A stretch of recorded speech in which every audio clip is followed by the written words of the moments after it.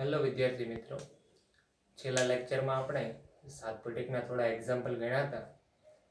આજે સાતપટેક એક્સરસાઇઝ પૂરી કરીશું અને બીજો કોન્સેપ્ટ ભણીશું. બીજો કોન્સેપ્ટ ભણતા પહેલાં આજે થોડી ડિફરન્શિએશનની જરૂર છે, એટલે વિકલનની જરૂર છે. તો પહેલું થોડું ડિસ્કશન વિકલન વિશે કરીએ. તો d by dx of sine 2x નું જો મારે વિકલન કરવું હોય તો સાઇન નું આપણને ખબર છે વિકલન શું થાય, cos, અને એંગલ એઝ ઇટ ઇઝ. પરંતુ સાકળના નિયમ પ્રમાણે એટલે કે ચેન રૂલ પ્રમાણે 2x પાછા ગુણાકારમાં આવશે. એટલે કે અહીંયા આમ લખી શકું કે cos 2x d by dx, બે તો કોન્સ્ટન્ટ છે એટલે 2 બાર ઇન્ટુ x. x નું x પ્રત્યે વિકલન કરીએ તો આપણને ખબર છે આન્સર કેટલો આવે 1, એટલે ટોટલ આન્સર આટલો આવે 2 cos 2x. કોનો આન્સર? તો કે d by dx of sin 2x. આ જ પ્રમાણે જો બીજું એક ડિફરન્શિએશન કરીએ કે d by dx of cos 2x નું ડિફરન્શિએશન કરીએ તો cos નું આપણને ખબર છે ડિફરન્શિએશન એટલે કે વિકલન માઈનસ સાઇન થાય, અને એંગલ છે એ એઝ ઇટ ઇઝ, અને d by dx ઓફ સાકળના નિયમ પ્રમાણે 2x ગુણશે. આ પ્રમાણે જ છે તો ડાયરેક્ટ આન્સર લખી શકું, એટલે કે 2 બાર એટલે કે -2 sin 2x, અને x નું x પ્રત્યે હું ડિફરન્શિએશન કરું એટલે આન્સર 1 આવે. તો d by dx of cos 2x નો કેટલો આન્સર આવ્યો? d by dx cos 2x is equal to -2 sin 2x. તો અહીંયા બે આન્સર આવ્યા આપણે. એક તો d by dx sin 2x is equal to 2 cos 2x, અને d by dx cos 2x is equal to -2 sin 2x. તો આનું મારે ઇન્ટિગ્રેશન મેળવવું હોય તો અહીંયા પહેલા સૂત્રમાં એટલે કે અહીંયા બંને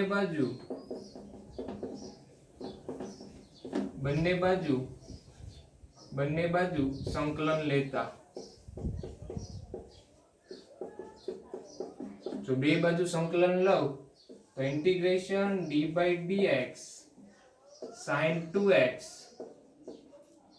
is equal to integration 2 cos 2x into dx. અને આપણને ખબર છે પહેલા લેક્ચરમાં ડિસ્કસ કર્યું હતું કે સંકલન અને વિકલન બે એકબીજાની વિરુદ્ધ પ્રોસેસ છે, તો આ બે કેન્સલ આઉટ થશે. તો અહીંયા શું આન્સર આવશે? 2 કોન્સ્ટન્ટ છે by integration cos 2x dx is equal to sin 2x, અને ઇન્ટિગ્રેશન કરતા હોય એટલે પ્લસ c કોન્સ્ટન્ટ આવશે. તો આ બે ને હું આના છેદમાં લઈ જાઉં તો અહીંયા શું આવે? cos 2x dx is equal to 1/2 sin 2x plus c. Okay, આ જ પ્રમાણે જો મારે sin 2x નું સંકલન મેળવવું હોય તો અહીંયા બે બાજુ શું લઉં છું? બે બાજુ સંકલન લઉં. તો અહીંયા બંને બાજુ સંકલન લેતા, તો અહીંયા બે બાજુ સંકલન લઉં એટલે અહીંયા શું થાય? Integration d by dx of cos 2x is equal to -2 sin 2x dx. તો આ બે કેન્સલ થશે, આપણને ખબર છે એ પ્રમાણે. તો આ બે કોન્સ્ટન્ટ છે by sin 2x dx is equal to શું આન્સર આવે? cos 2x plus c, કારણ કે કોન્સ્ટન્ટ તો આવશે જ ઇન્ટિગ્રેશન કરીએ ત્યારે. તો પ્રોપર ફોર્મમાં લખું તો કે sin 2x dx is equal to -1/2, અને હું આના છેદમાં લઈ જઈ શકું, ગુણાકારમાં છે એટલા માટે, cos 2x plus c. Okay, અહીંયા મેં બધા તારણ લખ્યા છે આપણે જે અત્યારે સાબિતી કરી એ પ્રમાણે. તો d/dx sin 2x નો આપણે આન્સર ઇન્ટિગ્રેશન ના બધા આન્સર લખ્યા. તો અહીંયાથી મારે કંઈક ઓબ્ઝર્વેશન કરવું છે. તો જ્યારે હું વિકલન કરું છું ત્યારે જે x નો સહગુણક હોય અહીંયા ગુણાકારમાં આવે છે. x નો જે સહગુણક હોય આન્સર આવે ત્યારે અહીંયા ગુણાકારમાં આવે છે. પરંતુ જ્યારે હું સંકલન કરું છું ત્યારે અહીંયા x નો જે સહગુણક હોય એ અહીંયા ભાગાકારમાં આવે છે. જો અહીંયા બે જગ્યાએ અહીંયા બે ભાગાકારમાં આવે છે પણ અહીંયા ક્યાં આવશે ગુણાકારમાં. તો અહીંયા હું લખી શકું કે જ્યારે વિકલન કરીએ ત્યારે x નો સહગુણક ક્યાં આવે ગુણાકારમાં આવે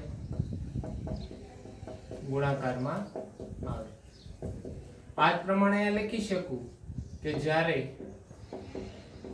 સંકલન કરીએ ત્યારે x નો સહગુણક ક્યાં આવે x નો સહગુણક ભાગાકારમાં આવે.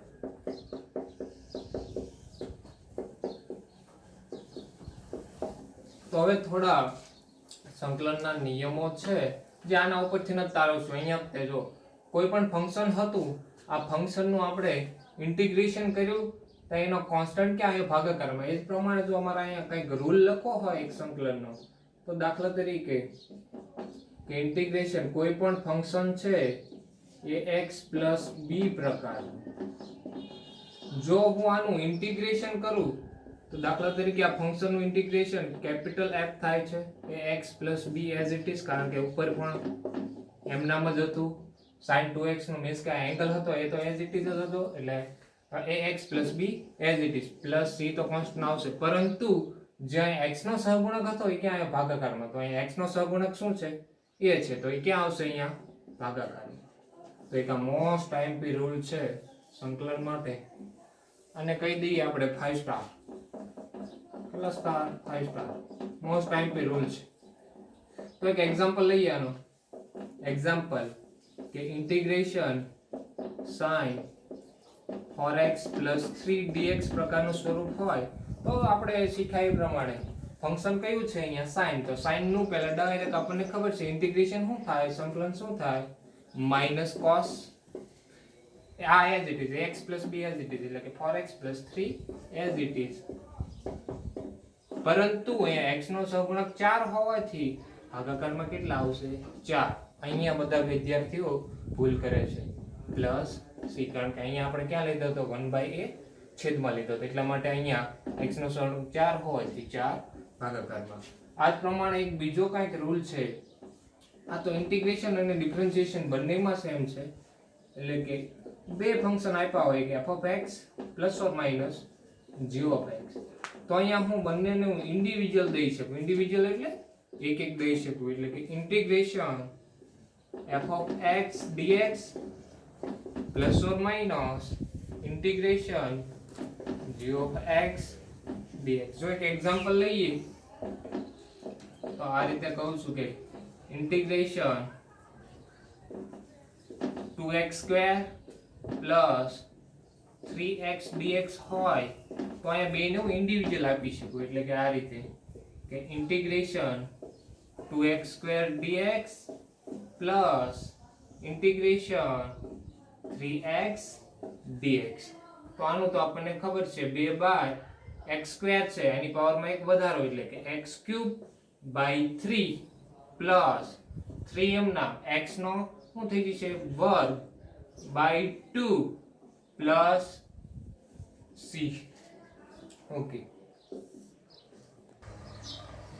આ જનરલ આગળ આવી ગયો છે પણ તોય છતાંય લખી નાખો કે integration kxn dx is equal two k શું છે અહીંયા કોન્સ્ટન્ટ. k શું છે કોન્સ્ટન્ટ એટલે કે અચળ છે. એટલે આપણને ખબર છે અચળને હું ક્યાં લઈ શકું બહાર. તો k બાર અને ઇન્ટિગ્રેશન xn dx. એક્ઝામ્પલ આગળ લીધો પણ તોય તમારે લેવો હોય તો એક લઈ લઈએ કે 5x7 પાવર dx. તો અહીંયા શું થાય 5 કારણ કે 5 કોન્સ્ટન્ટ છે k છે તો ઇન્ટિગ્રેશન x7 dx. તો આનું તો સિમ્પલી ઇન્ટિગ્રેશન કરવાનું છે 5 x ની 7 પાવર છે એક પાવરમાં વધારે એટલે x ની 8 છેદમાં 8 પ્લસ c. કયું સૂત્ર વાપર્યું આપણે? Integration x raise to n dx is equal to x raise to n plus 1 upon n plus 1 plus c formula. અને છેલ્લું રૂલ છે કે ઇન્ટિગ્રેશન ax પ્લસ b આખાની n પાવર હોય dx, તો આનો એક જનરલ રૂલ છે. આ પ્રમાણે જ થાય છે, કારણ કે આ એક પ્રકારની પોલિનોમિયલ જ છે પણ પાવર n છે. તો આનું આમ લખી શકું કે ax પ્લસ b આખાની પાવર, અહીંયા કેમ એક વધારો છે તો આની એક પાવરમાં વધારો એટલે કે n પ્લસ 1 ના છેદમાં n પ્લસ 1, પરંતુ અહીંયા x નો સહગુણક a હોવાથી આપણને ખબર છે શું આવશે? 1/a plus c. તો એક આ રૂલ છે મોસ્ટ આઈએમપી. આ પણ આપણને ખબર જ હોવી જોઈએ. એક એક્ઝામ્પલ લઈએ તો 2x પ્લસ 7 આખાની સપોઝ 8 પાવર છે dx. તો આનું શું લખી શકું? પહેલા તો 2x plus 7 as it is. 8 power છે તો 8 માં એક વધારો થઈ જાય 9 છેદમાં કેટલા આવશે? 9 પ્લસ c. પણ આ આન્સર ખોટો પડે, કારણ કે અહીંયા x નો સહગુણક 2 હોવાથી શું કરવું પડશે? ભાગાકારમાં 2. એટલે કે પ્રોપર ફોર્મ લખું તો 9 દુને કેટલા થાય? 18. 2x પ્લસ 7 ની 9 પાવર પ્લસ c. ઓકે, આ એક્ઝામ્પલ ને ડિસ્કસ કરીને પછી આપણે એક્સરસાઇઝ 7 જે બાકી છે એક્ઝામ્પલ એ પૂર્ણ કરીએ. તો અહીંયા e3x પ્રકારનું સ્વરૂપ છે. તો પહેલા આપણે d/dx વિકલનમાં શું થતું હતું જોઈ લઈએ. e3x, તો e3x નું શું થતું હતું? e3x અને જે અહીંયા x નો જે સહગુણક હોય એ ગુણાકારમાં આવે, અથવા ચેન રૂલ પ્રમાણે તમે લખી શકો કે d/dx 3x. તો અહીં કેટલો આન્સર આવશે? 3e3x. કોનો આન્સર? d/dx નો. તો અહીંયા બંને બાજુ સંકલન લેતા, તો બે બાજુ અહીં સંકલન લો એટલે શું થાય? આગળ આવી જ ગયું છે, પરંતુ થોડો આઈડિયા ક્લિયર થાય તે માટે અહીંયા લઈએ છીએ કે 3x into is equal to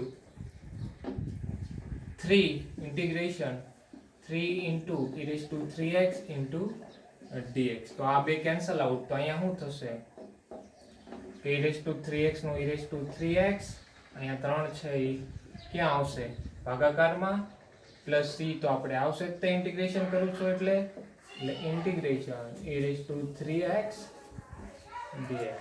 એનો મતલબ એવો થયો આ ax પ્લસ b પ્રકારનું સ્વરૂપ રહ્યું આપણે રૂલ નંબર 1 પ્રમાણે કે ફંક્શન આ એક્સપોનેન્શિયલ છે. જો એનું હું ઇન્ટિગ્રેશન કરું તો ક્યાં આવે? સહગુણક ભાગાકારમાં. સેમ જ રૂલ છે પણ એક એક્ઝામ્પલ આપણે લીધું.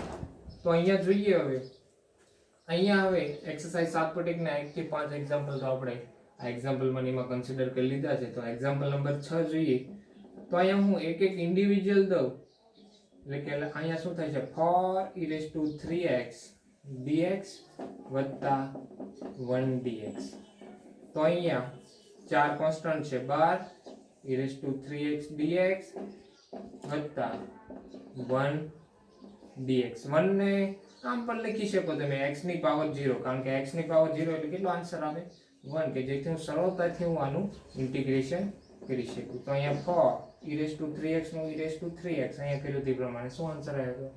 3 ક્યાં આવશે? છેદમાં, કારણ કે અહીંયા x નો સહગુણક કેટલો છે? 3, અને x ની 0 એની પાવરમાં એક વધારો. x છેદમાં 1 લખું કે ના લખું કાંઈ ફરક પડે નહીં. તો આ આન્સર. આ પ્રમાણે 7મા એક્ઝામ્પલ ડિસ્કસ કરી. તો અહીંયા જો આ x2 ને હું અંદર લઈ જઈ શકું, તો આને પહેલા હું કૌંસની અંદર લઈ જાઉં તો અહીંયા શું થાય? x2 માઈનસ x2 ના છેદમાં x2 એટલે 1 dx. તો અહીંયા શું થશે? x3/3 માઈનસ ઇન્ડિવિજ્યુઅલ લઈ દઉં છું કારણ કે હવે આપણને એટલું તો ખબર પડી ગઈ છે. અને 1 dx નો કેટલો આન્સર આવશે? 1 નો કેટલો આવશે આન્સર? x plus c. તો આ આપણે આન્સર આ પ્રમાણે આઠમો એક્ઝામ્પલ જોઈએ તો અહીંયા a as it is constant છે, a b c કોન્સ્ટન્ટ છે, x² dx વત્તા b કોન્સ્ટન્ટ છે, x dx વત્તા c કોન્સ્ટન્ટ છે, 1 dx. તો અહીંયા a as it is x² નો શું આન્સર આવે, x³ / 3 plus b into x નો શું આન્સર આવે, x² / 2 પ્લસ c 1 dx નો શું આન્સર આવે, અહીંયા 1 હતો તો શું આન્સર આવે, x પ્લસ કન્ફ્યુઝ ન થાવ એટલા માટે અહીંયા હું લખી નાખું છું c ડેશ. ઓકે ઓકે અહીંયા આપણે d/dx અહીં e3x લખવાનું અહીંયા રહી ગયું હતું એ લખી નાખજો, એટલે કે અહીંયા હું બે બાજુ ઇન્ટિગ્રેશન કરું છું હવે કમ્પ્લીટ છે. તો એક્ઝામ્પલ નંબર 10 નું ડિસ્કસ કરીએ તો અહીંયા જો સ્ક્વેર છે એટલે આપણને સૂત્ર ખબર છે કે a - b આખા કૌંસના વર્ગનું શું સૂત્ર છે, a² - 2ab + b². તો આ પ્રમાણે આનું સાદુરૂપ આપતો જોજો, એટલે કે અહીંયા શું થાય, પહેલા પદનો વર્ગ એટલે √x નો વર્ગ માઈનસ 2 ગુણ્યા પહેલું બીજું એટલે √x ઇન્ટુ 1/√x અને વત્તા 1/√x નો વર્ગ અને અહીંયા dx એઝ ઇટ ઇઝ. તો અહીંયા શું થાય, સિમ્પલ આનું સાદુરૂપ જ જે આપું છું તો √x નો વર્ગ એટલે આખા x માઈનસ આ √x અને આ છેદમાં છે બે કેન્સલ એટલે અહીંયા -2 વત્તા અહીંયા શું આન્સર આવશે 1/x dx. તો અહીંયા એક એક ને હું આપું તો અહીંયા આમ થાય x dx માઈનસ 2 dx વત્તા 1/x dx. તો અહીંયા શું થાય, x નું x²/2 કારણ કે આ તો સૂત્ર જ છે x⁴n પ્રમાણે -2 1 dx 1 નો શું થાય x વત્તા 1/x નો શું થાય log mod x plus c. તો આન્સર એક સૂત્રમાં તમારે એડ કરવું હોય તો કરી દો કે ઇન્ટિગ્રેશન 1 dx હોય તો આન્સર કેટલો આવે x plus c. તમે ડાયરેક્ટ કરી શકો, વિચારવાનું રહે નહીં આપણે. એ પ્રમાણે એક્ઝામ્પલ નંબર 11 નું ડિસ્કસ કરીએ તો અહીંયા x² છે બધાયના હું છેદમાં હું મેકી શકું, એટલે કે આમ કહેવા માંગુ છું કે x³ ના છેદમાં x² વત્તા 5x² ના છેદમાં x² માઈનસ 4 ના છેદમાં x² અને ટોટલ dx. તો અહીંયા આપણને ખબર છે કે અહીંયા આધાર હરખો છે અને ભાગાકારમાં છે તો ઘાતની શું થાય બાદબાકી, તો 3 - 2 એટલે અહીં કેટલા વધશે x વત્તા અહીં x² કેન્સલ વત્તા 5 -4 સ્ક્વેર ને ઉપર લઈ જાઓ કેટલી પાવર થઈ જાય -2 dx. તો અહીંયા શું આન્સર આવશે, ઇન્ડિવિડ્યુઅલ લો એટલે x dx વત્તા 5 dx માઈનસ 4x ની -2 dx. તો અહીંયા x⁴n પ્રમાણે x²/2 વત્તા 5 1 નો આન્સર શું આવશે x -4 કોન્સ્ટન્ટ છે બાય x ની -2 એટલે x ની -2 વત્તા 1 ના છેદમાં -2 વત્તા 1 વત્તા c. થોડું સરળ સ્વરૂપમાં અથવા પ્રામાણિક સ્વરૂપમાં ફેરવીએ તો x² ના છેદમાં 2 વત્તા 5x -4 x ની કેટલી -1 પાવર થાય છેદમાં -1 વત્તા c. માઈનસ માઈનસ પ્લસ, તો છેલ્લું સ્ટેપ લખીએ આપણે x²/2 વત્તા 5x વત્તા x ની -1 પાવર છે તો 4 ના છેદમાં x પ્લસ c લખી શકું. તો આ આન્સર